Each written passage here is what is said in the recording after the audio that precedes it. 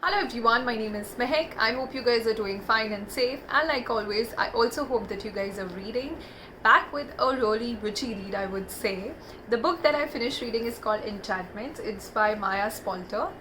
It's a modern witch's guide to self-possession. Now, first thing first, you might hear words like witchcraft and magic. So it's not necessary for you to be practicing modern witchcraft or be a Wiccan to read this book. Even if you're absolutely new to this concept, you can read this book. Trust me, you will have a good time reading this book.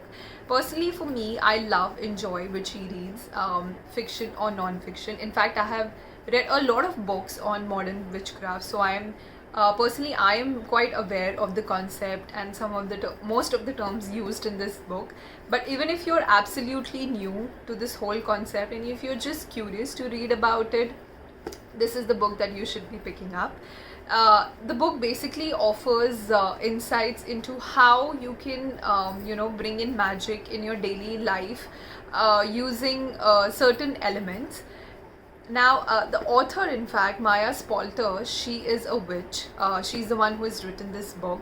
She was 19-year-old when she ended up working at this oldest witchcraft store in New York called Enchantments, hence the name of the book. And it's been 15 years now.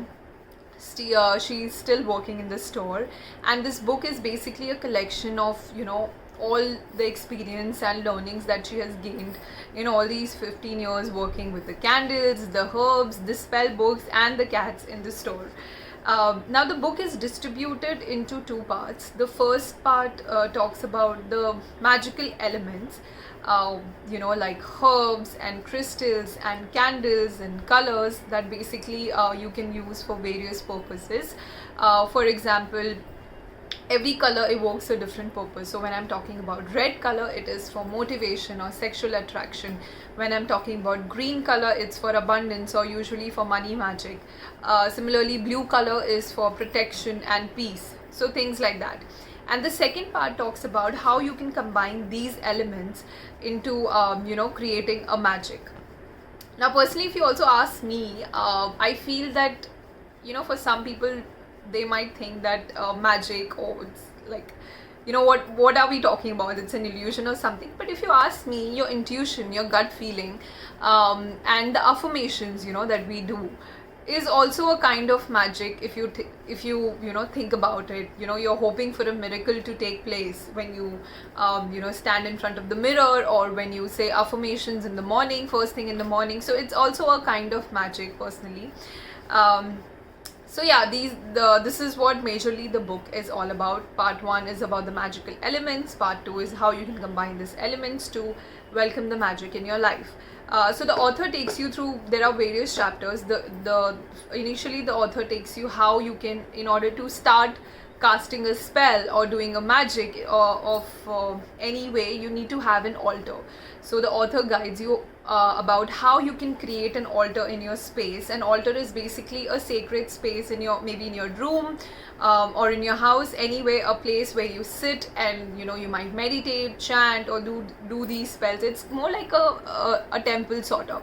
So for example, even I have an altar in my room, where I have angels and some stones, and where I sit and chant and pray. It's like it's more like a place where I look for my spirituality or some positive vibes when you sit there. So the author guides you with that. Then the author takes you, like I mentioned earlier, one of the magical elements is about colors. So the author teaches you how you can work with colors for various other purposes. If you have a special day, maybe you wear red for that extra motivation, or the days that you're feeling, you want to feel calm and grounded, you might go for a blue color. So something like that. Following to the colors, the author takes you through the candle magic chapter, which is by far, I feel, the best chapter in the book, personally for me, again, because it's something that is easy and practical and you can do it. In fact, I'm looking forward to try a candle magic soon. The author has basically listed simple steps about how you can take a candle belonging to a particular color, depending on what purpose you want to do the candle magic for. You can anoint it with different herbs and oils, and decorate it with some glitter, and have your intention set, and basically do the magic. It's as simple as that. So for example, the author has two very simple candle magic in the book. One is related to money, and the other one is, I think, about general clarity.